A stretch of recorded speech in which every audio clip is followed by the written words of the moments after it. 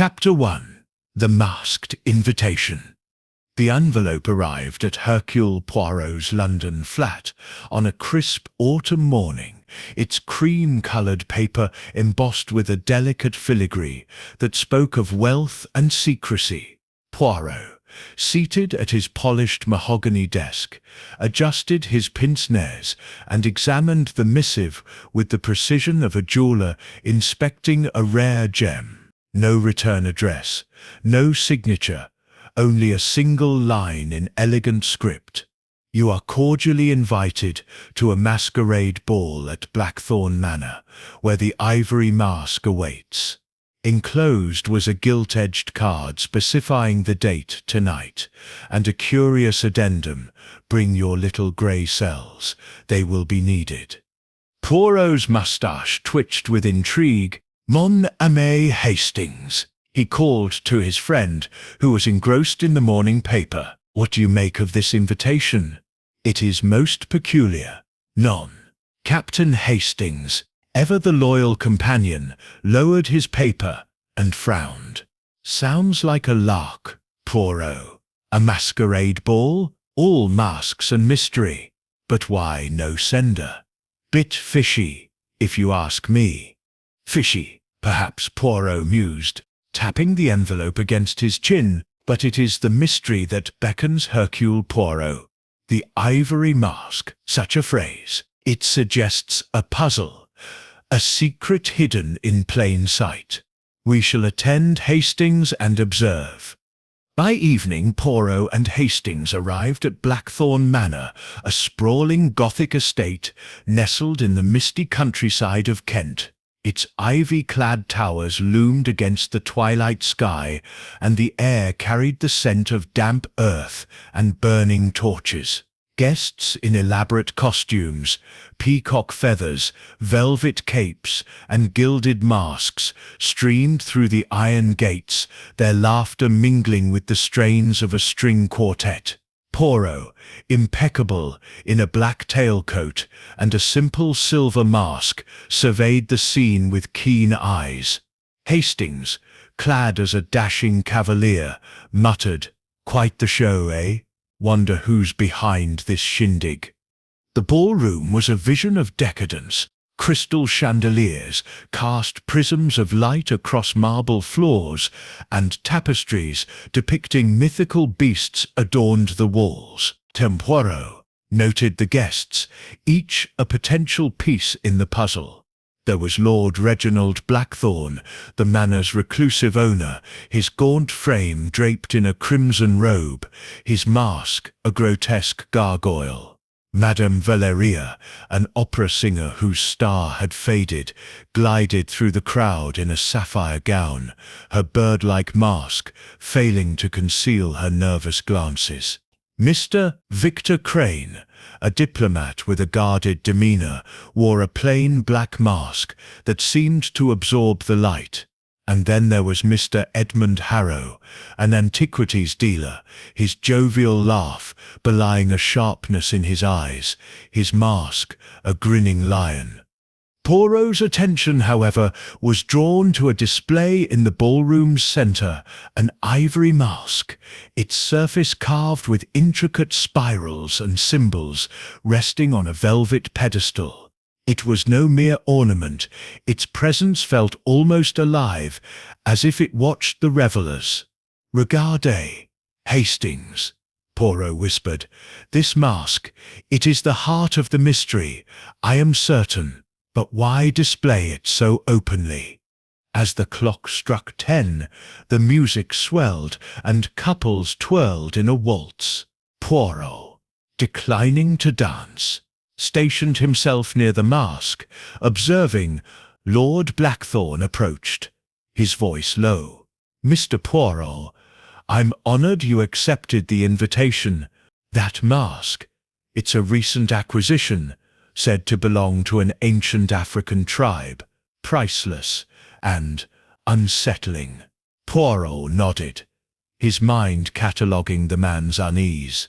Suddenly, a scream shattered the music. The crowd parted. revealing a woman in a servant's uniform, her face pale as she pointed toward the library. "He's dead! Oh God, he's dead!" Poirot, with Hastings in tow, moved swiftly through the throng. The library, a cavernous room lined with leather-bound tomes, was lit by flickering candelabras. On the floor lay Edmund Harrow, the antiquities dealer, a ceremonial dagger protruding from his chest. Beside him, placed with chilling precision, was an identical ivory mask, not the one from the ballroom, but a twin, its carved eyes staring blankly. Poirot knelt, his gloved fingers tracing the air above the body, careful not to disturb the scene. "Mon Dieu," he murmured, "the method. It is deliberate. This mask. It is a message." Hastings, visibly shaken, stammered, "But who'd do this? And in the middle of a ball?" Poirot's eyes gleamed. "That, Hastings, is what we shall discover. The mask, the dagger, the timing, all are clues. The murderer wishes to speak, and Hercule Poirot shall listen." The local constable arrived, a bumbling man named Inspector Grange, who declared the manor sealed until morning. Poirot, undeterred, began questioning the guests. Madame Valeria claimed she was singing when the scream rang out, her alibi shaky. Mr. Crane said he was in the garden, alone. Lord Blackthorne admitted to a heated argument with Harrow over a business deal, but insisted he'd retired to his study. Each answer, Poirot noted, carried a thread of deception. As the guests were ushered to their rooms, Poirot lingered in the library, his gaze fixed on the ivory mask. Its carvings seemed to shift in the candlelight, whispering secrets. "Hastings," he said softly, "this mask is no mere artifact. It is a key, or perhaps a trap. Tomorrow we shall uncover its truth." The night grew still, but Poirot's mind was alight. The masquerade had ended, but the game of murder had just begun. Chapter 2. Shadows on the Wall. The library of Blackthorne Manor was a tomb of flickering shadows, the candlelight casting eerie patterns across the oak-panelled walls. Hercule Poirot stood motionless, his small, fastidious figure a stark contrast to the chaos of the crime scene. The body of Edmund Harrow, the antiquities dealer, lay sprawled on the Persian rug, the ceremonial dagger glinting cruelly in his chest. Beside him, the ivory mask stared upward, its carved spirals seeming to pulse with secrets. Captain Hastings hovered nearby, his face pale. "Ghastly business, Poirot," he muttered. "Who'd do such a thing in a crowded house?" Poirot's moustache twitched as he surveyed the scene. The question, mon ami, is not only who, but why and how. The murderer. They wish to tell us something. This mask, this dagger, they are not random. He knelt, his gloved hands hovering over the body, noting every detail with the precision of a watchmaker. The dagger, ornate with a jade handle, was embedded deeply, suggesting strength and intent. A smudged footprint, barely visible on the polished floor, caught his eye, a woman's shoe perhaps, or a man's with a narrow sole. Near the body, a scrap of torn velvet, deep burgundy, lay crumpled, its edges frayed. "Regardez, Hastings," Poirot said, pointing to the footprint. "This is no accident. The killer was careless or wished us to see their presence." He turned to the ivory mask, its twin still displayed in the ballroom. The carvings were identical, yet this one bore a faint scratch across its cheek, as if marked in haste. "Two masks," Poirot murmured. "One a decoy, perhaps, or a symbol of duality." Inspector Grange, the local constable, bustled in, his heavy boots thudding against the floor. "Right mess, this," he declared. "I've got the guests confined to their rooms, Mr. Poirot. Oh, no one's leaving till we sort this out." Poirot nodded politely, though his eyes betrayed impatience. Granger's methods, he knew, lacked finesse. "Mercy, Inspector. But allow Hercule Poirot to assist. The truth, it hides in the details." Poirot began his interviews in the Manor's drawing-room, its velvet drapes and gilt mirrors, a stark contrast to the grim task. First was Lord Reginald Blackthorne, the Manor's owner, his gaunt face drawn tighter beneath his gargoyle mask, now discarded. Harrow was a scoundrel, Blackthorne admitted, his voice clipped. "He owed me money, debts from artifact deals gone sour. But murder? Preposterous."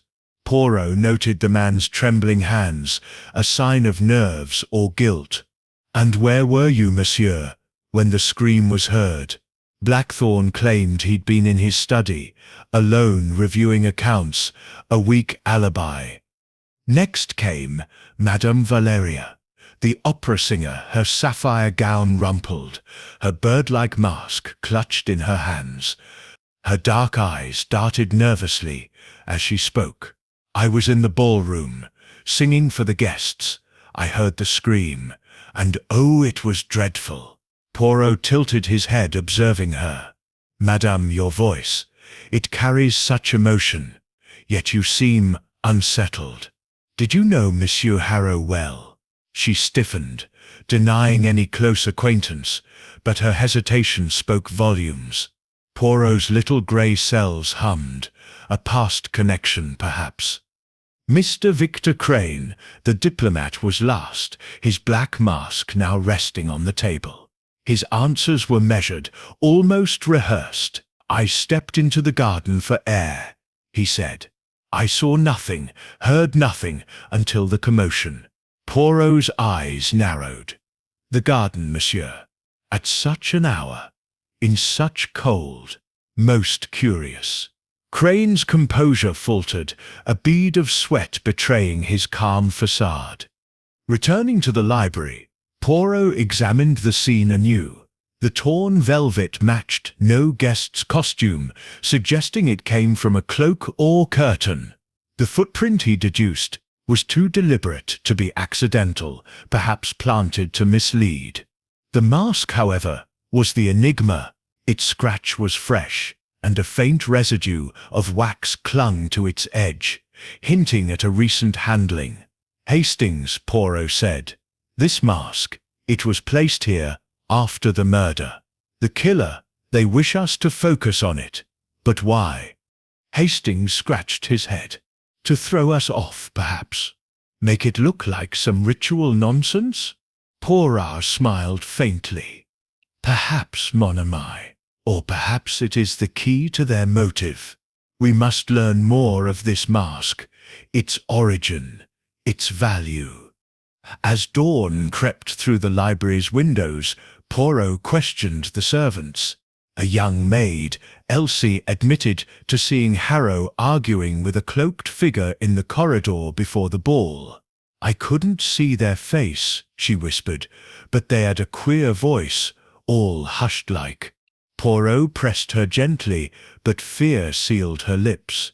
The butler, a stoic man named Perkins, confirmed the second mask wasn't part of Blackthorne's collection. "Never seen it before, sir," he said. "The master's particular about his artifacts." Poirot stepped back, his mind weaving connections. The murder was no impulse. It was planned, theatrical. The mask, the dagger, the setting, all pointed to a mind that revelled in spectacle. "Hastings," he said, "we are dealing with someone who plays a game, but Hercule Poirot, he does not lose at games of the mind." As the manor stirred with the morning's unease, Poirot stood by the library's hearth, the ivory mask in his thoughts. Its carved eyes seemed to mock him, daring him to unravel its truth. The shadows on the wall danced, but Poirot knew the real answers lay in the light of logic. Chapter 3. The collector's sex obsession. The morning sun pierced the heavy drapes of Blackthorn Manor, casting golden slivers across the study where Hercule Poirot sat opposite Lord Reginald Blackthorn. The room was a shrine to obsession. Shelves groaned under the weight of ancient relics, jade figurines, Sumerian tablets, and a tarnished bronze urn. At the centre, on a rosewood desk, sat a ledger detailing Blackthorn's acquisitions, its pages open to a sketch of the Ivory mask. Poirot's eyes, sharp as a falcon's, missed nothing. "Monsieur Blackthorn," he began, his voice precise. "This mask, it fascinates you, does it not? Tell me of its allure." Blackthorn, his gaunt frame hunched in a leather chair, ran a trembling hand through his thinning hair. "It's extraordinary, Mr. Poirot," he said, his voice a mix of awe and unease. "Said to be from a lost tribe in the Congo, centuries old. Its carvings, those spirals, they're tied to rituals of truth and deception. Some say it's cursed." He laughed nervously, but his eyes darted to the door, as if expecting an intruder. Captain Hastings, standing by a window overlooking the misty gardens, interjected, "Cursed? Sounds like rot to me, Poirot. Probably just a story to drive up its price." Poirot's mustache twitched. "Mon ami, stories, even fanciful ones, often conceal truths. Monsieur Blackthorn, how did this mask come into your possession?" Blackthorn hesitated, his fingers tracing the ledger's edge. "Through Edmund Harrow," he admitted. "He procured it from a dealer in Cairo, part of a larger shipment. Cost me a fortune, but Harrow, he was cagey about its provenance. Said it was better. I didn't know." Poirot's mind hummed. Harrow's murder, the mask's presence at the crime scene. Coincidence was unlikely. Leaving Blackthorn to his unease, Poirot requested a tour of the manor's gallery, where the original ivory mask remained on display. The ballroom, now silent without its music and revellers, felt cavernous. The mask gleamed under a glass case, its twin's grim discovery in the library lending it an ominous air. Poirot studied its spirals, noting their hypnotic symmetry. "Hastings," he murmured. "This mask, it is not merely art. It is a message, a symbol. But of what?" Their investigation led to Harrow's business partner, Mr. Leonard Vance, a wiry man with a pinched face and a penchant for pacing. Poirot found him in the manor's conservatory, surrounded by exotic orchids. "Harrow was a fool," Vance spat, his voice low. "He double-crossed clients, hid profits. That mask, part of a shipment that never arrived. Someone stole it en route, cost us thousands." Poirot tilted his head. "And you, monsieur, were you angry enough to kill?" Vance paled. "Me? No. I was in London when it happened. Ask anyone." His alibi, Poirot noted, was convenient, but the man's agitation suggested fear rather than guilt. "Who else knew of this shipment?" Poirot pressed. Vance muttered about a shadowy figure, a collector who'd threatened Harrow over the mask. "Never saw his face," Vance said. "Harrow dealt with him alone." Returning to the library, Poirot re-examined the crime scene, now cordoned off by Inspector Granger's men. The smudged footprint and torn velvet from the previous night gnawed at him. He crouched, inspecting the rug's edge, where a faint trace of ash caught his eye. Cigar ash, perhaps, or something burned deliberately. "Hastings," he said. "The killer, they leave crumbs for us to follow, yet each crumb may be a trap." A chance encounter with the butler, Perkins, provided a new lead. The man polishing silver in the dining room mentioned an argument he'd overheard between Harrow and Blackthorn days before the ball. "Raised voices, sir," Perkins said. Something about a debt and a cursed relic. Lord Blackthorne was furious. Percival's eyes gleamed. Mercy, Perkins. The truth, it begins to emerge, like a painting beneath dust. Back in Blackthorne's study, Poirot confronted the collector. You argued with Harrow over the mask. Did you not? A debt unpaid, a relic too dangerous.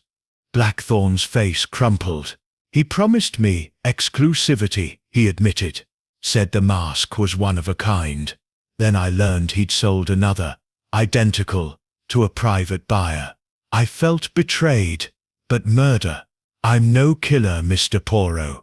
Poirot paced, his polished shoes clicking on the floor. Betrayal, monsieur, is a powerful motive, yet I sense there is more. This mask, its curse, why display it so openly at the ball? Blackthorne's eyes widened. To draw out the thief, he confessed. I thought if the mask was seen, the other buyer might reveal themselves. A risky gambit, Poirot thought, and one that had ended in blood. As evening fell, Poirot stood alone in the gallery, the mask's carved eyes seeming to follow him. Hastings joined him, his brow furrowed. Poirot, this curse business, it's unsettling. Do you think there's anything to it? Poidemichal response. Poirot smiled faintly. The curse, Hastings, is in the minds of men, greed, fear, obsession. But the mask, it speaks of human motives, not spirits. The manor's clock chimed, its echo reverberating through the halls.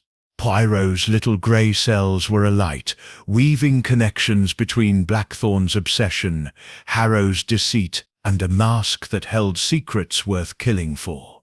Chapter 4. Echoes of a Forgotten Aria.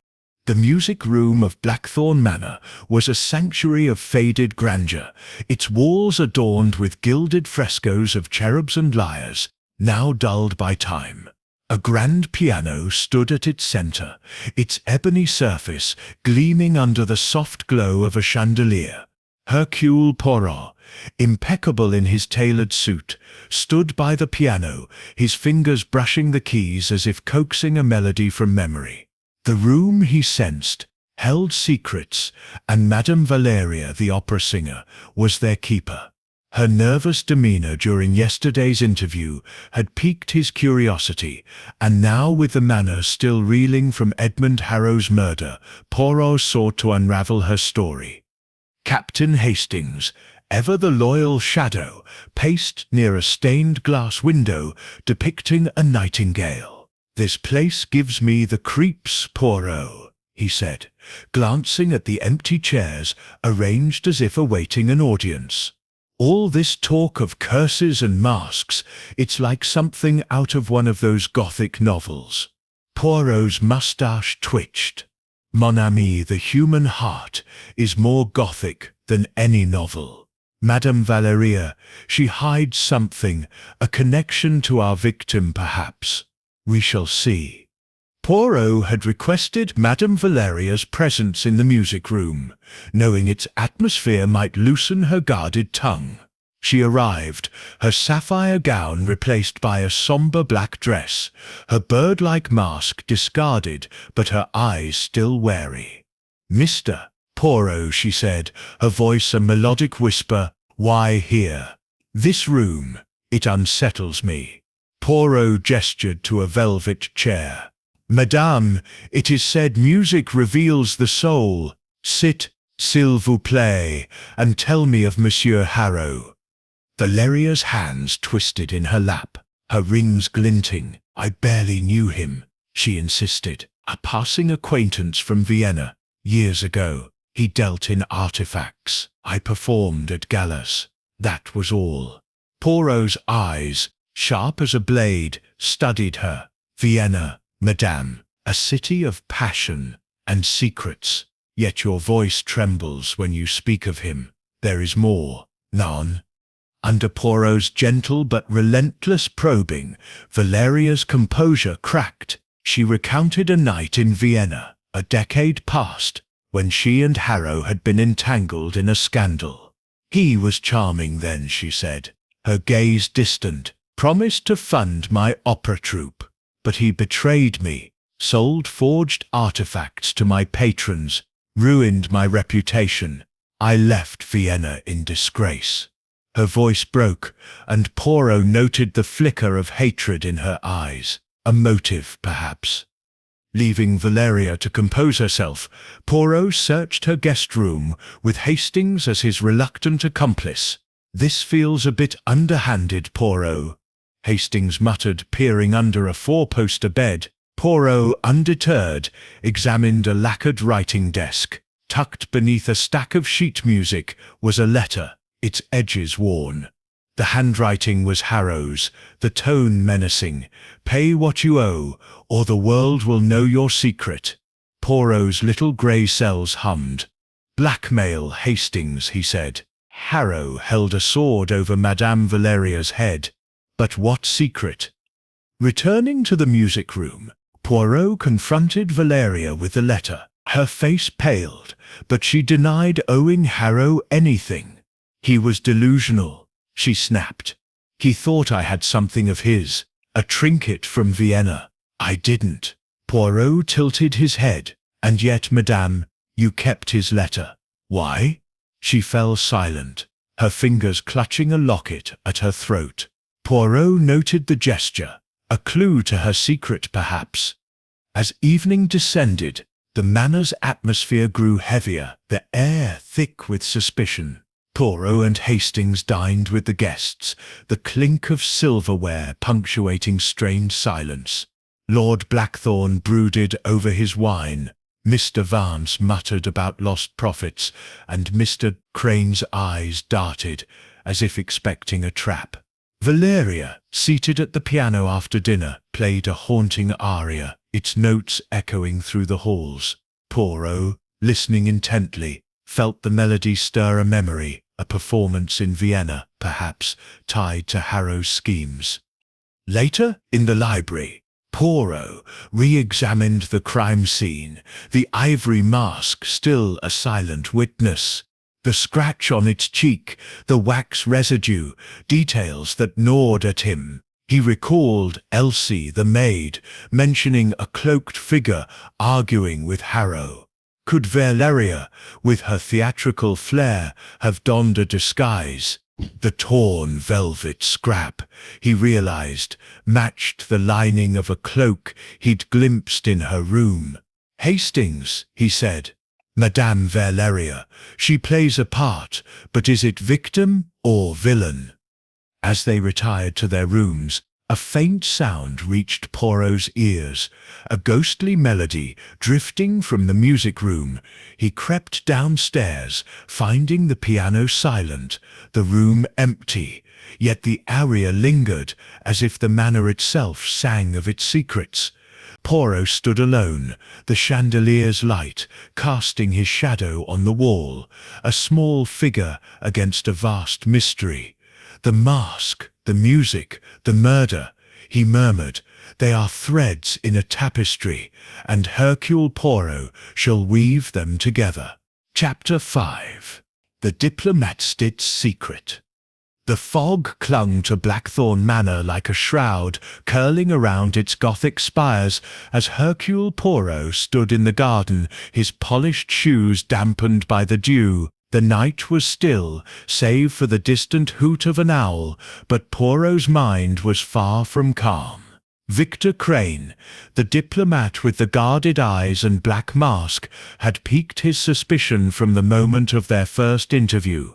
His alibi alone in the garden during the murder was too convenient, his demeanour too polished. "Mon ami Hastings," Poirot said, turning to his companion, who shivered in his overcoat. "Monsieur Crane, he hides something. Tonight we shall uncover it." Captain Hastings, rubbing his hands for warmth, frowned. "Crane. He sets a bit stiff. I still grant you, but a murderer seems a stretch, Poirot." Poirot's moustache twitched with amusement. "A stretch, perhaps, but the truth, It lies in the gaps of what is said and unsaid. Come, we shall observe. Poirot had learned, through discreet inquiries with the butler Perkins, that Crane had been seen slipping into the manor's east wing after the masquerade ball, a secluded area reserved for guest quarters. With the household asleep and Inspector Granger's men stationed at the main exits, Poirot and Hastings crept through the dimly lit corridors, the air heavy with the scent of old wood and wax. Crane's room was locked, but Poirot, with a nimble flick of a hairpin acquired from a bemused chambermaid, gained entry. The room was Spartan, a stark contrast to the manor's opulence. A leather satchel sat on a desk, its contents spilling slightly, a passport, a fountain pen, and a folded map. Poirot's eyes gleamed as he unfolded the map, revealing a route marked in red ink, tracing from Cairo to London, with Blackthorn Manor circled. "Regardez, Hastings," he whispered. "This is no tourist's itinerary. Cairo, the source of the Ivory mask.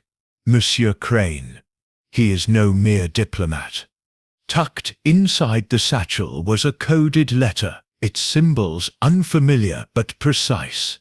Poirot pocketed it, intending to decipher it later. As he examined a locked drawer, a faint creak echoed from the corridor. Hastings tensed. "Someone's coming, Poirot." Before they could retreat, a shadow loomed in the doorway, a cloaked figure, face obscured. The figure lunged, a glint of steel flashing in their hand. Poirot, with surprising agility, sidestepped, pulling Hastings behind a wardrobe. The figure, realizing their mistake, fled into the darkness. "Mon Dieu," Poirot panted, adjusting his tie. "The hunter becomes the hunted. This, Hastings confirms it. Crane is entangled in a web larger than we imagined." Hastings, wide-eyed, stammered, "A knife, Poirot. They meant to do us in." Poirot nodded. "Oui, but they did not expect Hercule Poirot. We must move quickly."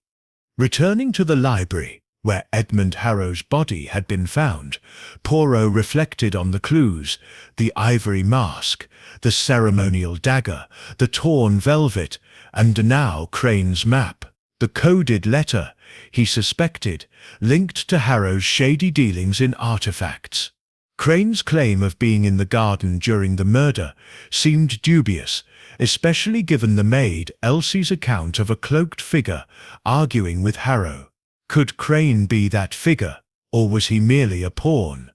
At breakfast, Poirot observed Crane across the dining hall, his face impassive as he sipped coffee. The other guests, Lord Blackthorn brooding over his lost mask, Madame Valeria, her fingers nervously twisting her locket, and Mr. Vance muttering about stolen shipments, cast wary glances. Poirot approached Crane, his tone genial. "Monsieur, a fine morning for a stroll in the garden. Non? Perhaps where you were during the unfortunate events of the ball." Crane's smile was tight. "As I said, Mr. Poirot, I sought fresh air, nothing more." Unsatisfied, Poirot enlisted Hastings to keep watch on Crane while he consulted the manor's telephone records, accessed through a cooperative Perkins. A call had been placed from Crane's room to a number in Cairo, hours before the ball. A smuggling ring, perhaps. Poirot mused aloud. Harrow's artifacts, the mask, they are pieces in a dangerous game.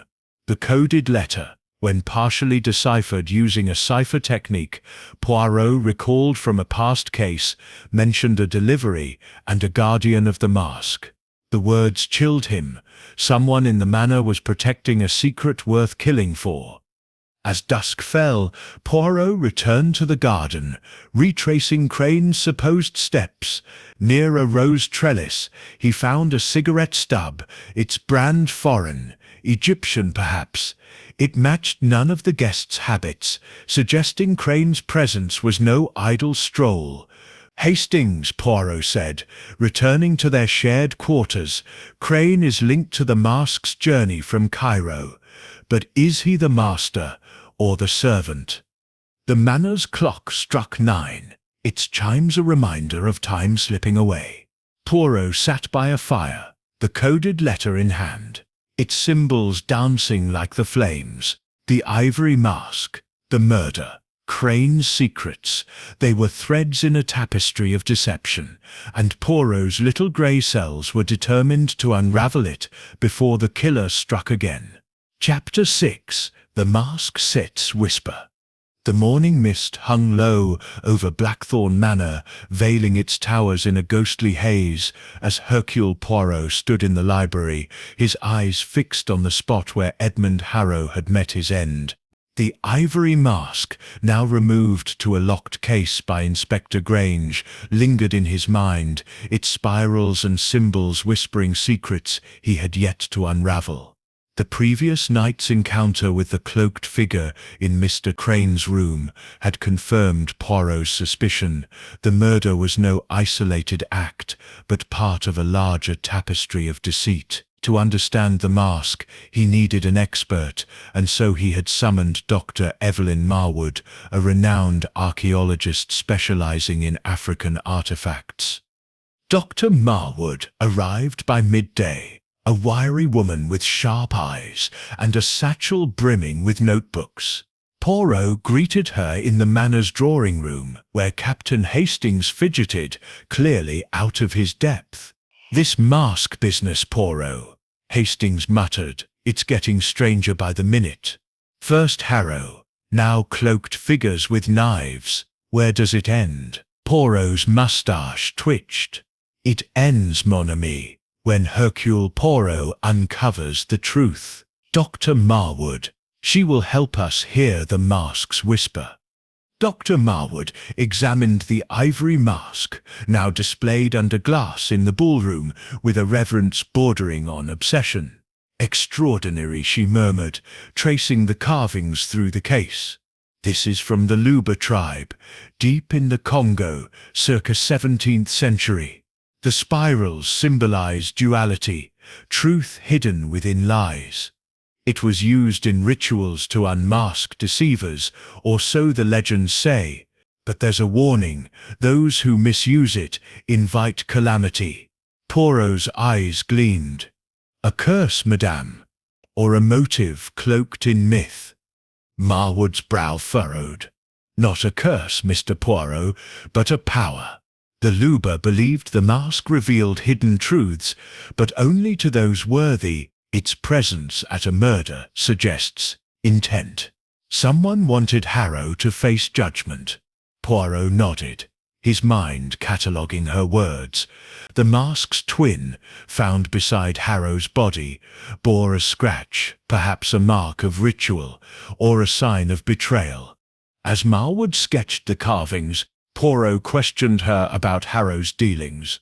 "He was reckless," she said. "I met him once in Cairo. He trafficked artifacts without regard for their cultural weight. This mask, it's priceless but dangerous in the wrong hands." Her words echoed Lord Blackthorn's account of a stolen shipment, and Poirot sensed a thread connecting Harrow the mask and the shadowy figure Mr. Vance had mentioned. The investigation was interrupted by a piercing scream from the servants' quarters. Poirot and Hastings rushed to find a crowd gathered around a small room. Elsie, the young maid who had seen Harrow arguing with a cloaked figure, lay lifeless on the floor, her throat cut with chilling precision. A single white feather, delicate and out of place, rested beside her. The manor erupted in panic, with guests whispering of curses and Inspector Grange barking orders. Poirot knelt beside the body, his face grim. "Mon Dieu," he murmured, "the killer strikes again, silencing a witness. This feather, it is no accident." Hastings, pale, stammered, "Another murder, Poirot. In broad daylight. This is madness." Poirot's eyes narrowed. "Not madness, Hastings, but calculation." Elsie knew something. Perhaps the identity of the cloaked figure, the feather. It is a message, like the mask. He examined the room, noting an open window and scuff marks on the sill, suggesting the killer's escape. The feather, he recognized, matched those on Madame Valeria's bird-like mask, though she had been in the music room during the attack, or so she claimed. Poirot gathered the guests in the dining hall, their faces a mix of fear and suspicion. Lord Blackthorne clutched his cane, muttering about the mask's curse. Madame Valeria, her locket clutched tightly, denied owning such a feather. Mr. Crane remained impassive, but his fingers tapped nervously. Vance, pacing, accused the staff of negligence. Poirot, standing at the head of the table, raised a hand for silence. "Master, messieurs," he said, "the killer is among us, and they grow bold. Elsie's death is no coincidence. She saw what we have not, but Hercule Poirot sees all." Privately, Poirot conferred with Dr. Marwood, who suggested the feather might tie to Luba rituals, where white feathers symbolized judgment. "The killer," she said, "may believe they're enacting the mask's purpose, exposing deceivers." Poirot's mind raced. The murders, the mask, the feather, all pointed to a ritualistic motive, yet he suspected a more human drive, greed, revenge, or fear. As night fell, Poirot stood alone in the ballroom, the mask's carved eyes seeming to follow him. The second murder had tightened the noose, and the manor felt like a chessboard, with the killer moving pieces Poirot had yet to identify. "The mask whispers," he murmured, "but it is the human heart that speaks loudest." With Elsie's death, the stakes had risen, and Poirot knew time was running out to unmask the truth. Chapter 7. Tangled Lies. The dining hall of Blackthorn Manor was a cauldron of suspicion, its long oak table reflecting the strained faces of the guests under the flickering light of a chandelier. The murders of Edmund Harrow and Elsie the maid had shattered the veneer of civility, and the air was thick with accusations. Hercule Poirot, standing at the head of the table, his small frame commanding attention, surveyed the room with piercing eyes. "Mesdames et messieurs," he said, his voice calm but firm. "The killer walks among us, weaving a web of lies, but Hercule Poirot shall untangle it." Captain Hastings, seated to Poirot's right, shifted uncomfortably. "Dash it all, Poirot," he whispered. "They're at each other's throats. How do you keep so cool?" Poirot's moustache twitched with a faint smile. "The little grey cells, mon ami, thrive in chaos. Observe, the truth reveals itself when nerves are frayed."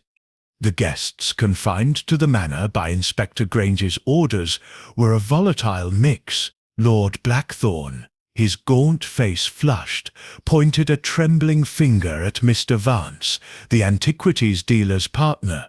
"You had every reason to kill Harrow," he snapped. "He cheated you, just as he cheated me." Vance, his wiry frame taut, shot back. "And what about you, Blackthorne? That mask obsession of yours? Maybe you went too far." Madame Valeria, her hands clutching her locket, accused Mr. Crane of skulking in the shadows, while Crane, his diplomat's composure cracking, retorted that Valeria's hysterical outbursts were a distraction. Poirot, sensing an opportunity, decided to stir the pot. "Mes amis," he announced, holding up a folded piece of paper, "I have found a new clue. A note discovered in the library, hinting at the killer's identity. It was a ruse, the paper merely a blank sheet from his pocket, but the effect was immediate." Blackthorne's eyes widened, Vance stopped pacing, Valeria gasped, and Crane's fingers froze on his coffee cup. "The note," Poirot continued, "suggests a secret meeting before the murder. Who among you was there? The room erupted. Vance accused Crane of smuggling artifacts, claiming he'd seen him with Harrow in London. Valeria, her voice shrill, insisted she'd overheard Blackthorne threaten Harrow over debts. Blackthorne, in turn, pointed to Valeria's locket, suggesting it held a secret tied to the murders. Crane remained silent, but his clenched jaw betrayed unease. Poirot watched, cataloguing each reaction. "The guilty," he murmured to Hastings. "They protest too much, or not at all." Amid the chaos, Hastings bumbled into the fray, attempting to mediate. "Now see here," he said, standing. "Let's not lose our heads." His chair tipped, knocking over a wineglass, which shattered on the floor. The room fell silent, and Hastings, red-faced, muttered, "Blast it! Sorry about that." Poirot suppressed a chuckle. "Mon cher Hastings, your timing, it is impeccable. But let us continue." Poirot steered the conversation to Elsie's murder, mentioning the white feather found beside her body. Valeria paled, her fingers tightening on her locket.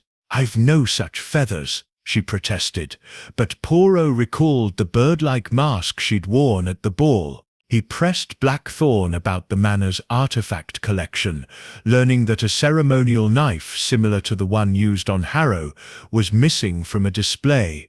Crane, when questioned about his Cairo connections, deflected, claiming diplomatic immunity, a weak defense, Poirot noted.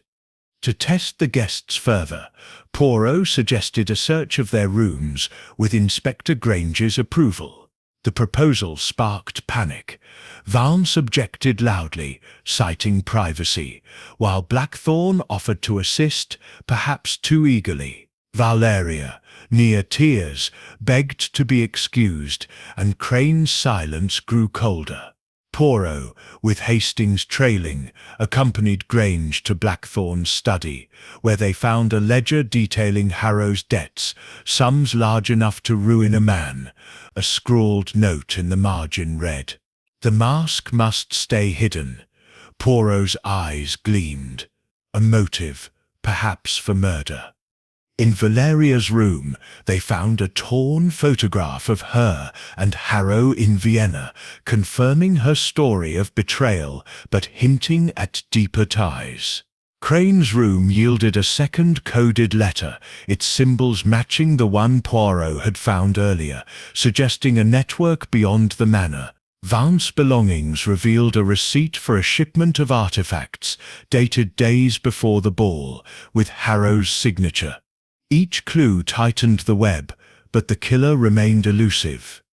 As night fell, Poirot stood in the library, the memory of Harrow's body, vivid, the ivory mask, now locked away, seemed to loom in his mind, its spirals a challenge. Hastings, yawning, said, "Poirot, this lot's a mess of lies. How do you sort it out?" Poirot smiled, "By listening, mon ami. Each lie reveals a truth, and each truth a lie. The killer, they are close, but so is Hercule Poirot." The manor's clock chimed midnight, its echo a reminder of the ticking clock. Poirot's little grey cells buzzed, weaving the threads of accusation, betrayal, and the mask's dark legacy into a pattern only he could see. Chapter 8. The Midnight Rendezvous. The gardens of Blackthorne Manor were a labyrinth of shadows, their rose trellises and marble statues cloaked in a fog that seemed to swallow sound. Hercule Poirot, his black overcoat buttoned against the chill, moved silently along a gravel path, his polished shoes barely disturbing the stones. The hour was late, the manor's windows dark, save for a faint glow from the library. Earlier that evening, Poirot had overheard a whispered exchange between two guests, a rendezvous planned at midnight in the garden's gazebo. "Mon ami Hastings," he whispered to his companion, trailing behind, "we are close to a revelation. The mask, it hides more than we know." Captain Hastings, clutching a flashlight, grumbled. "This is madness, Poirot, skulking about in the dark. What if that cloaked figure shows up again with a knife?" Poirot's moustache twitched with a faint smile. "Courage, Hastings. The killer, they think they control the game, but Hercule Poirot sets the board tonight." The lead had come from a servant's gossip, overheard by the ever-observant Poirot. The butler, Perkins, had mentioned seeing Mr. Vance slip a note to an unknown recipient during dinner, its contents obscured but its delivery furtive. Poirot, suspecting a connection to the murders of Edmund Harrow and Elsie, had resolved to intercept the meeting. The garden, with its hidden nooks, was the perfect stage for secrets. They reached the gazebo, a wrought iron structure draped in ivy, its interior shrouded in darkness. Poirot signalled for Hastings to douse the flashlight, and they crouched behind a hedge, the scent of damp earth mingling with their tension. Footsteps crunched on the gravel.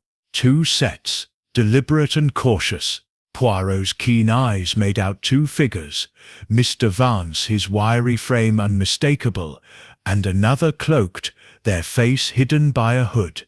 The exchange was hushed, but Poirot caught fragments. The mask delivered payment. A small package changed hands, glinting faintly in the moonlight. Before Poirot could act, a twig snapped under Hastings' foot, the sound sharp as a gunshot in the silence. The cloaked figure spun, bolting into the fog while Vance froze, clutching the package. Poirot sprang forward, his agility surprising for his age. "Monsieur Vance," he called, his voice cutting through the mist. "What is this midnight commerce?" Vance, startled, dropped the package and fled toward the manor, but Poirot, undeterred, pursued the cloaked figure into the garden's maze. The chase was a blur of shadows and thorns, the fog thickening as Poirot navigated the twisting paths. His quarry was swift, but Poirot's mind was swifter, anticipating their route. He cornered the figure near a stone fountain, its waters gurgling softly. "Arites," he commanded. But the figure lunged, a glint of steel flashing. Poirot dodged, his cane striking the ground for balance, and the figure vanished into the mist, leaving behind a torn cloak fragment, burgundy velvet, matching the scrap found at Harrow's murder scene. Breathing heavily, Poirot retrieved the fragment and the dropped package, a small wooden box. Hastings, panting, caught up. "Good Lord, Poirot, you're spry for a chap your age. Did you catch them?" Poirot shook his head, his eyes gleaming. "None, but they have given us a gift." Inside the box was a tiny brass key, its surface etched with the same spirals as the ivory mask. "Mon Dieu," Poirot murmured. "The mask itself hides a secret." Returning to the manor, Poirot examined the ivory mask, now under lock and key in Inspector Granger's custody. With permission, he inspected it closely, noticing a faint seam along its edge, invisible to the untrained eye. The key fit perfectly, unlocking a hidden compartment within the mask's base. Inside was a folded parchment, yellowed with age, inscribed with Luba script, and a single English word, Guardian. Poirot's little grey cells buzzed. This mask, Hastings, it is not merely a relic, it is a vault protecting a secret worth killing for. Back in their quarters, Poirot questioned Vance, who was shaken but defiant. "It was business," Vance insisted. "A buyer wanted the mask's provenance papers. Nothing more." Poirot tilted his head. "And this buyer, they wear a cloak and carry a knife?" "Non, monsieur, you deal with danger." Vance's silence confirmed Poirot's suspicions. The cloaked figure was no mere courier, but a key player in the murders. The night grew still, the manor's clock chiming 1, Poirot sat by a fire, the parchment in hand, its script a puzzle he vowed to decode with Dr. Marwood's help. The velvet fragment, the key, the word guardian, they pointed to a conspiracy deeper than greed. Was the cloaked figure, Madame Valeria, her locket, hiding a connection to the Luba tribe, or Crane? His Cairo ties suggesting a smuggling ring. Perhaps Blackthorn, his obsession with the mask masking a darker intent. Hastings, yawning, said Poirot, "This is getting out of hand. 2 murders, a chase, a secret compartment. What sets next?" Poirot's eyes twinkled. "Next, mon ami, we follow the mask set's trail. It leads to the killer, and Hercule Poirot shall not be outrun." Chapter 9. The Locked Room. The corridors of Blackthorn Manor seemed to pulse with secrets as Hercule Poirot climbed a narrow staircase to the attic, the tiny brass key from the ivory mask clutched in his gloved hand. Its etched spirals, mirroring the mask's carvings, had unlocked a hidden compartment the previous night, revealing a parchment with the word guardian. Now, Poirot sensed the key held further answers, leading to a locked room whispered about by the servants. Captain Hastings, trailing behind, muttered, "This place gives me the shivers, Poirot. An attic? At this hour? Feels like we're walking into a trap." Poirot's mustache twitched. "A trap, mon ami." "Perhaps. But the killer, they underestimate Hercule Poirot. This key, it is a thread in the tapestry of murder, and we shall follow it." The attic door, tucked behind a faded tapestry, was heavy oak, its lock ancient but sturdy. The key turned with a satisfying click, and the door creaked open, revealing a dusty chamber, lit only by moonlight streaming through a cracked skylight. The room was a treasure trove of illicit relics, crates of pottery, gold idols, and rolled parchments, all bearing the marks of distant lands. Poirot's eyes gleamed as he surveyed the hoard. Mon Dieu, Hastings, a thief's vault, Harrow's dealings.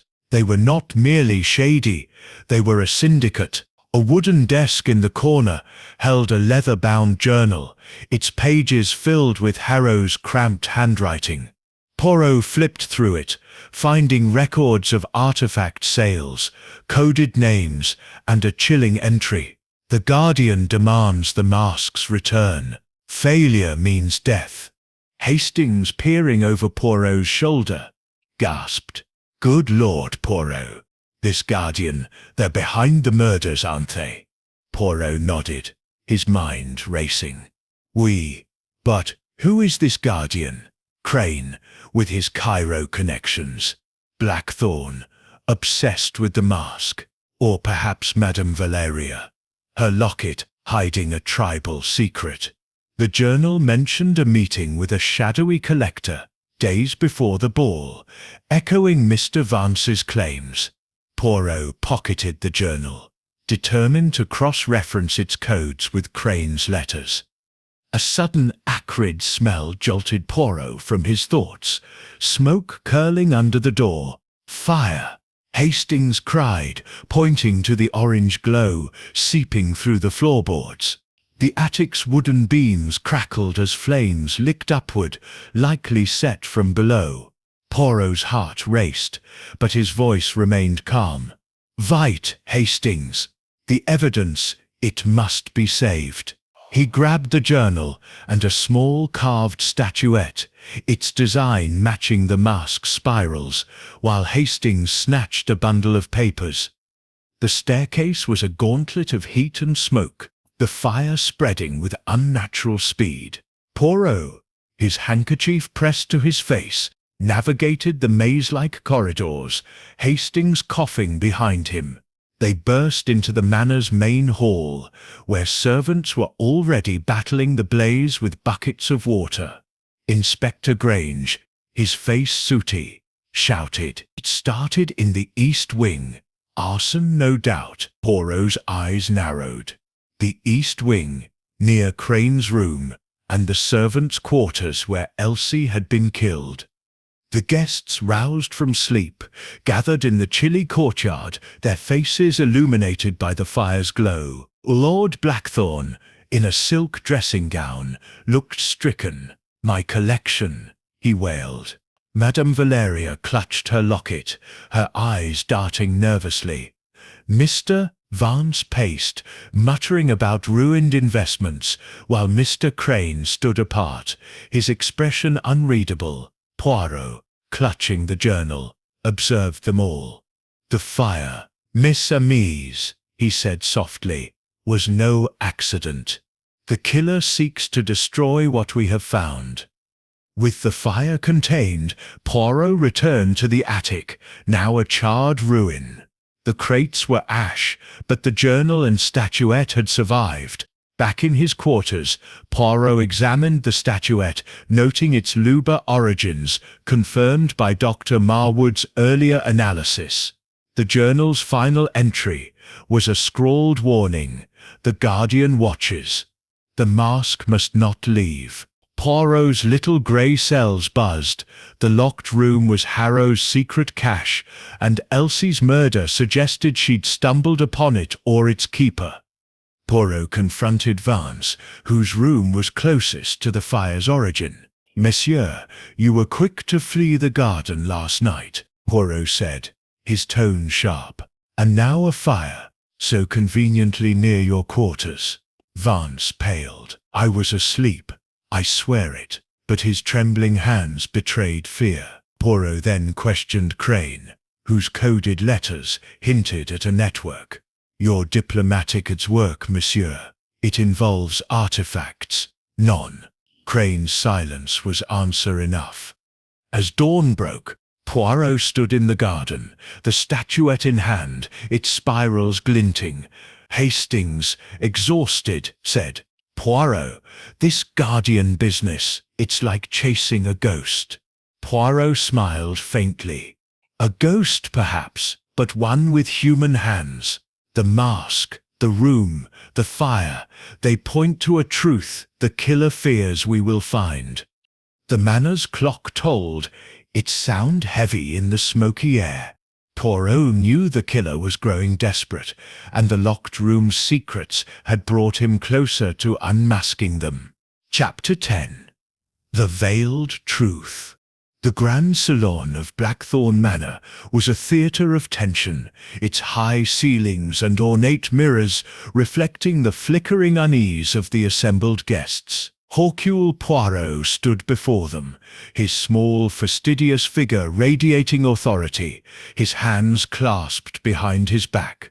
The murders of Edmund Harrow and Elsie the maid, the Ivory mask's secrets, the hidden room's artifacts, and the recent fire had woven a web of suspicion that threatened to choke the manor's inhabitants. Poirot, ever the maestro, had called this gathering to conduct a symphony of truth, or so he claimed. "Mesdames et messieurs," he began, his voice clear as a bell, "the killer believes they have outwitted us." But Hercule Poirot sees through the veil of lies. Captain Hastings, seated near a marble fireplace, whispered, "You're stirring the hornet's nest, Poirot. Hope you know what you're doing." Poirot's moustache twitched. "Mon ami, the hornets, they reveal themselves when provoked. Observe." The guests, Lord Blackthorne, Madame Valeria, Mr. Vance, and Mr. Crane, sat in a semicircle, their faces a gallery of fear, defiance, and guilt. The air was heavy with the scent of smoke, a lingering reminder of the attic fire. Poirot held up the brass key from the mask's hidden compartment, its spirals catching the chandelier's light. "This key," he said, "unlocked a room of stolen treasures, a testament to Monsieur Harrow's greed. But it also points to a figure, the Guardian, who demands the mask's return. Who among you knows this Guardian?" The room stirred. Blackthorn's cane tapped nervously, Vance's eyes darted, Crane's jaw tightened, and Valeria clutched her locket, her knuckles white. To provoke further, Poirot produced the journal from the attic, its pages marked with Harrow's coded notes. "This journal," he declared, "names a betrayer among us, one who conspired with Harrow, then turned against him." It was a partial truth. The journal hinted at a traitor, but named no one. The effect was electric. Vance leapt to his feet, accusing Crane of double-dealing in Cairo. "You were in on Harrow's schemes," he shouted. Crane retorted, "And you, Vance, profited from his thefts." Blackthorn accused Valeria of hiding her past, while she snapped back, her voice cracking, "You're all vultures, circling Harrow's corpse."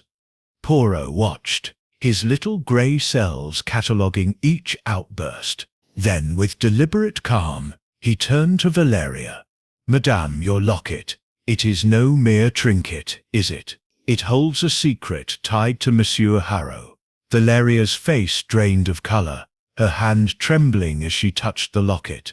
"You know nothing," she whispered, but her eyes betrayed her. Poirot pressed gently, his voice soft but relentless. "In Vienna, you and Harrow were close, closer than you have admitted. Tell me, madame, was he your brother?"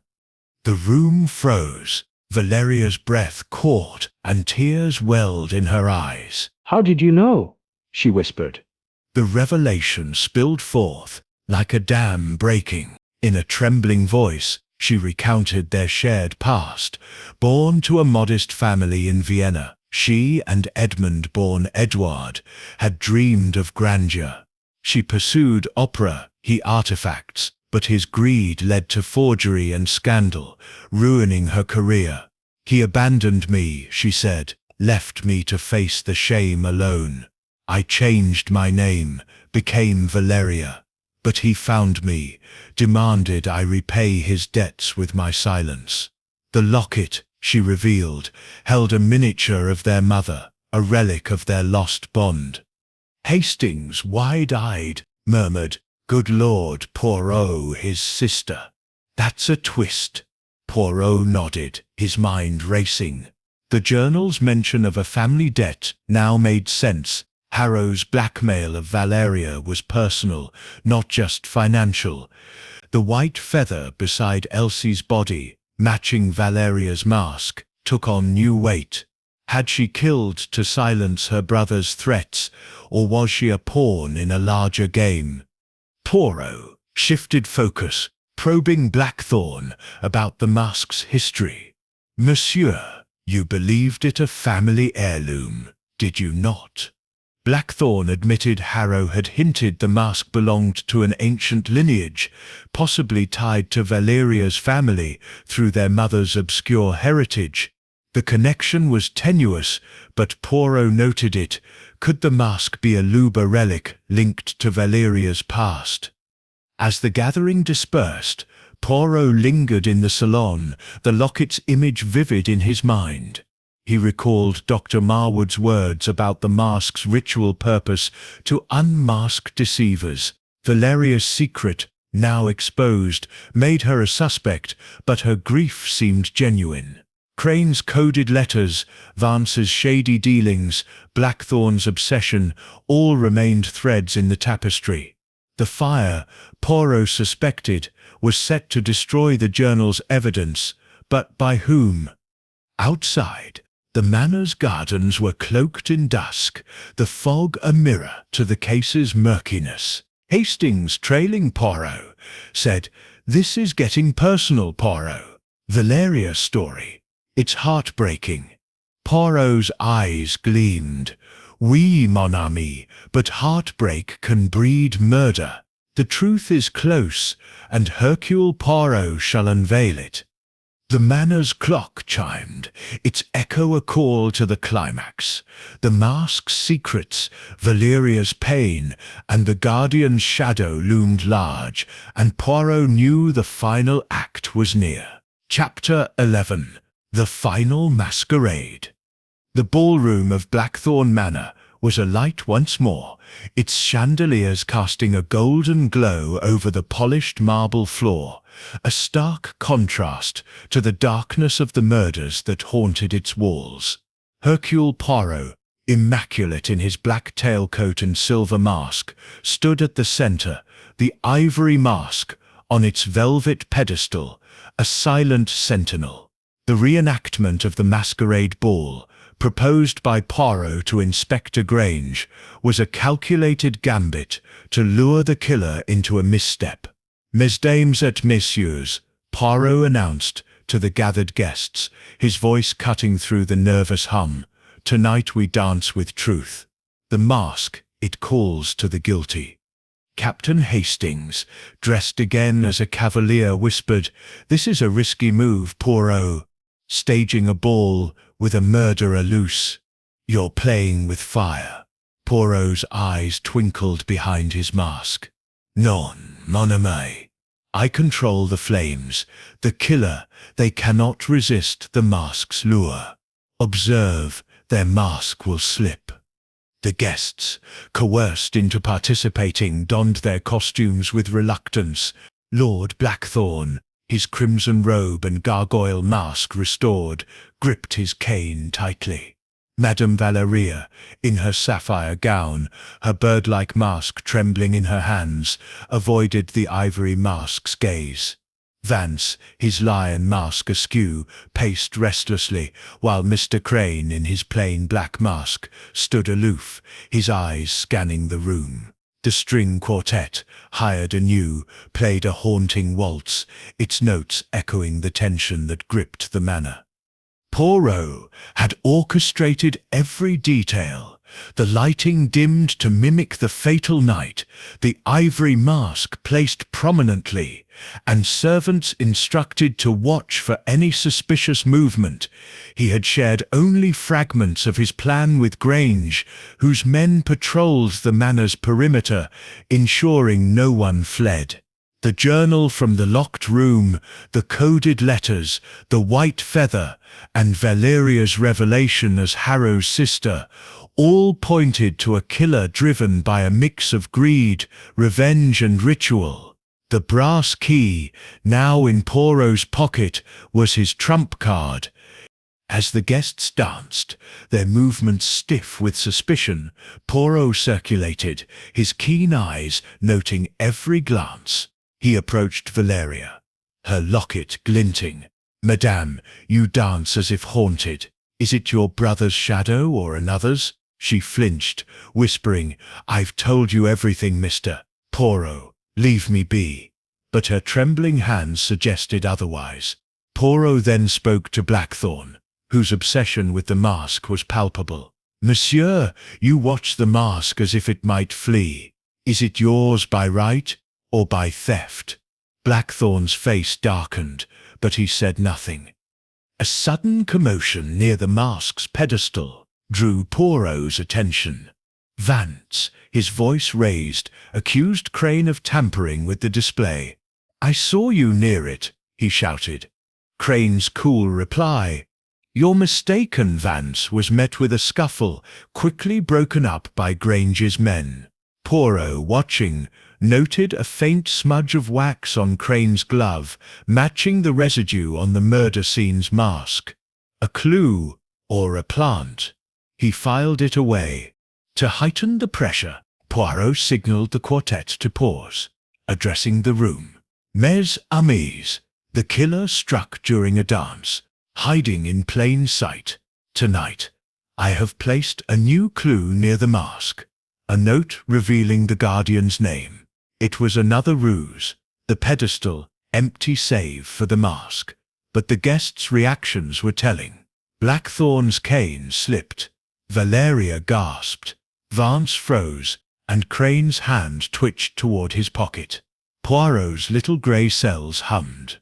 The killer was close to breaking. As the music resumed, Poirot slipped into the shadows, watching from a balcony. Hastings, flustered, joined him. "Poirot, this is madness. They're all jumping at shadows." Poirot smiled. "Exactly, mon ami. In panic, the guilty reveal themselves. His eyes caught a figure, cloaked, moving stealthily toward the mask. Before he could act, a scream echoed, not from the ballroom, but from the library. The guests froze, and Poirot, with Hastings in tow, raced to the scene. The library was empty, but a window was ajar, and a single white feather lay on the floor, a chilling echo of Elsie's murder. Poirot's heart raced. "The killer taunts us," he murmured, "but they have made a mistake." The feather was fresh, its quill still damp with ink, suggesting a deliberate act during the ball. Poirot examined the window, finding traces of burgundy velvet caught on the frame, matching the cloak from the garden chase. Back in the ballroom, the guests were in disarray, accusing each other. Valeria clutched her locket, Crane's composure wavered, and Vance's protests grew shrill. Blackthorn, pale, muttered about the mask's curse. Poirot, standing by the pedestal, raised a hand. "The killer is here, and their time runs short. The mask, it sees all." His words, calculated, sent a ripple of fear through the room. As the clock struck 11, Poirot knew the final act was near. The feather, the velvet, the wax smudge, all were threads leading to the killer's identity, and he would weave them together in the morning's denouement. Chapter 12. The Ivory Revelation. The library of Blackthorn Manor was a crucible of anticipation, its leather-bound tomes and flickering candelabras bearing witness to the final act of Hercule Poirot's investigation. The guests, Lord Blackthorn, Madame Valeria, Mr. Vance, and Mr. Crane, sat in a tense semicircle, their faces pale under the weight of suspicion.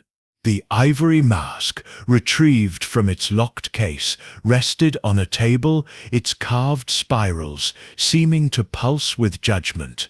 Poirot, his small frame commanding the room, stood before them, his eyes gleaming with the clarity of truth. "Mesdames et messieurs," he declared, "the time for masquerades is over. Tonight, Hercule Poirot unmasks a murderer." Captain Hastings, seated near a window, whispered, "This is it, Poirot. You've got them on edge. Hope you sit right." Poirot's mustache twitched. "Mon ami, the little grey cells, they do not err. Observe the killer sits mask, falls now." Poirot began with the first murder. Edmund Harrow, stabbed with a ceremonial dagger, an ivory mask placed beside him. "This was no crime of passion," he said, pacing slowly. "It was planned, theatrical, a message. The mask, with its Luba origins, speaks of truth and deception. But whose deception?" He recounted the clues, the smudged footprint, the burgundy velvet scrap, the wax residue, and the brass key that unlocked a hidden compartment containing a parchment marked Guardian. Turning to the second murder, Poirot described Elsie's death, her throat cut, a white feather left as a taunt. "Elsie saw the killer," he said, "and paid with her life. The feather, it links to the masquerade ball, to a bird-like mask." His gaze lingered on Madame Valeria, who clutched her locket, her eyes wide. "But let us proceed methodically." Poirot outlined the suspect's motives. Lord Blackthorn, obsessed with the mask, was betrayed by Harrow's double-dealing. Mr. Vance, Harrow's partner, lost fortunes to his schemes. Mr. Crane, with his Cairo connections, was entangled in a smuggling ring. Madame Valeria, revealed as Harrow's sister, harbored a grudge from their Vienna scandal. "Each of you," Poirot said, "had reason to hate Harrow, but only one killed." He held up the journal from the locked room, its pages detailing Harrow's dealings and a mysterious guardian. This guardian, Poirot said, demanded the mask's return, threatening death. The attic fire was set to destroy this evidence, but Hercule Poirot preserved it. He then produced the coded letters from Crane's room, their symbols matching the journals. Monsieur Crane, your diplomatic immunity does not shield you from truth. You were in Cairo, linked to Harrow's smuggling. Crane's composure cracked. I facilitated deals, yes, but I didn't kill. Poirot nodded. Non, monsieur. You are a cog, not the wheel. He turned to Vance, whose midnight rendezvous in the garden had yielded the brass key. You, Monsieur Vance, sought to profit from the mask's secrets, but you fled when confronted. A guilty conscience, perhaps, but not a killer's. Poirot's gaze settled on Blackthorn. Your obsession, monsieur, drove you to display the mask, hoping to draw out its thief. Or your anger at Harrow's betrayal, it was not enough for murder. Blackthorn sagged, relief mingling with exhaustion. Finally, Poirot faced Valeria. Madame, your story is one of pain. Your brother, Edward Harrow, ruined you in Vienna, then blackmailed you. The locket, it holds your mother's image, a link to your past. The white feather matches your mask, the burgundy velvet your cloak. Valeria's voice broke. I hated him, yes, but I didn't kill him. Poirot raised a hand. None, madame, you did not. The killer is one who weaves all clues into a single truth. He paused, then pointed to Mr. Crane. Monsieur Crane, you are the guardian. The room gasped. Poirot continued. Your coded letters named you as the protector of the mask, tasked by a Cairo syndicate to retrieve it. Harrow stole it, and you killed him to reclaim it, placing the mask to mark your success. Elsie saw you cloaked, arguing with Harrow, so you silenced her, leaving a feather to frame Valeria. Crane's face twisted. You have no proof. Poirot produced the wax-smudged glove from the reenactment, matching the residue on the murder mask. You handled the mask, monsieur, leaving your mark. The velvet, the footprint, the fire, all your attempts to obscure the truth. Crane lunged for the door, but Granger's men seized him. Poirot explained the motive. Crane, bound by duty to the syndicate, killed Harrow to reclaim the mask, a Luba relic worth millions. The feather and velvet were misdirections, exploiting Valeria sits past. Greed and duty, Poirot said, drove you to murder, but the mask betrayed you. As Crane was led away, the guests sat in stunned silence. Valeria wept, her locket open, revealing her mother's face. Blackthorn stared at the mask, its curse broken. Vance muttered about losses, and Hastings clapped Poirot's shoulder. By Jove, Poirot, you've done it again. Poirot's eyes softened. The little grey cells, they see what the heart hides. The manor's clock chimed midnight, its echo a signal of resolution. The ivory mask, now just a relic, held no more secrets, and Poirot's work was done. Chapter 13. The Mask Sept's Legacy. The morning sun bathed Blackthorn Manor in a gentle glow, its golden rays softening the Gothic spires that had loomed so ominously through the days of murder and deceit. Hercule Poirot stood in the garden, his polished shoes damp with dew, gazing at the rose trellises now free of the fog that had cloaked the manor's secrets. The case was solved, Mr. Victor Crane, the diplomat revealed, as the Guardian had been arrested for the murders of Edmund Harrow and Elsie the maid, his motive a toxic blend of greed and duty to a Cairo smuggling syndicate. The ivory mask, its spirals no longer whispering of curses, rested in Inspector Granger's custody, destined for return to its Luba origins. Yet Poirot's mind, ever restless, lingered on the human truths beneath the mystery. Captain Hastings, his cavalier hat replaced by a sensible cap, joined Poirot, his face a mix of relief and exhaustion. "Well, Poirot, you've done it again," he said, puffing on a pipe. "Crane in chains, the mask secured, quite the show. But I say, it's left a sour taste, hasn't it? All that bloodshed over a bit of carved ivory." Poirot's moustache twitched, his eyes distant. "Mon ami, it is not the mask that bleeds, but the hearts of those who covet it. Come, walk with me, and we shall reflect." They strolled through the garden, the air crisp with the promise of autumn. Poirot's thoughts turned to the moral tapestry of the case. Crane, driven by loyalty to his syndicate, had killed Harrow to reclaim the mask, a relic worth millions, and silenced Elsie to protect his secret. The white feather, the burgundy velvet, the wax-smudged glove, all were deliberate misdirections, exploiting Madame Valeria's tragic past as Harrow's sister. The killer, Poirot said, he wove a masquerade of lies, but the human soul, it cannot hide from Hercule Poirot. Hastings nodded, kicking a pebble. Poor Valeria. Her brother's greed ruined her, and Crane used her pain to throw us off. That locket of hers, heartbreaking, really. Poirot's gaze softened. Oui, the locket, it held her mother's memory, a reminder of love lost to betrayal. Yet she survives, Hastings, as do we all, carrying our scars. Valeria had left the manor that morning, her opera career perhaps rekindled by the truth's unveiling, her locket a symbol of resilience.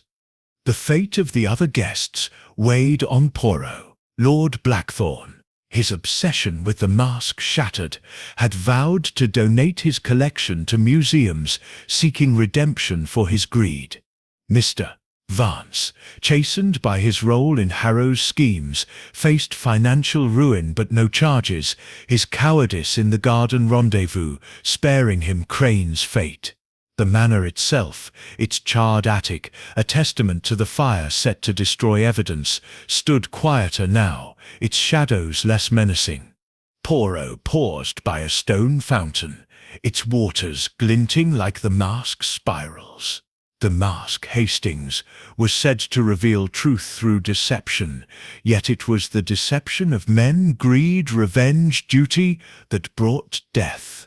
The Luber, they understood this duality, but we complicate it. He recalled Dr. Marwood's words about the mask's ritual power, wondering if its return to the Congo would quiet its so-called curse, or merely shift its story to another stage.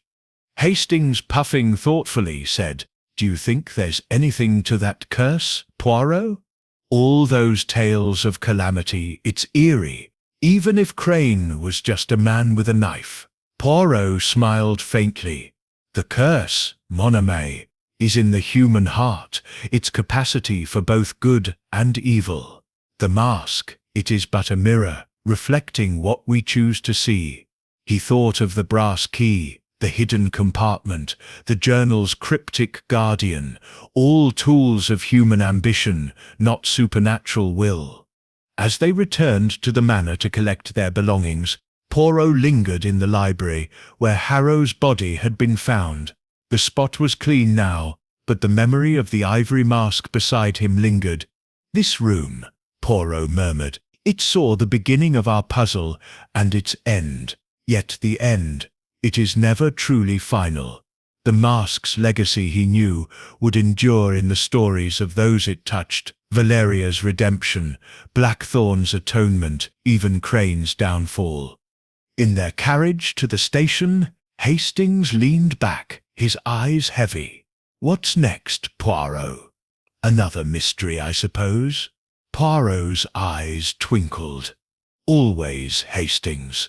The world, it is full of masks, and Hercule Poirot, he shall unmask them all." The manor faded into the distance, its secrets laid bare, but the ivory mask's enigmatic gaze seemed to follow, a reminder that some truths remain just out of reach.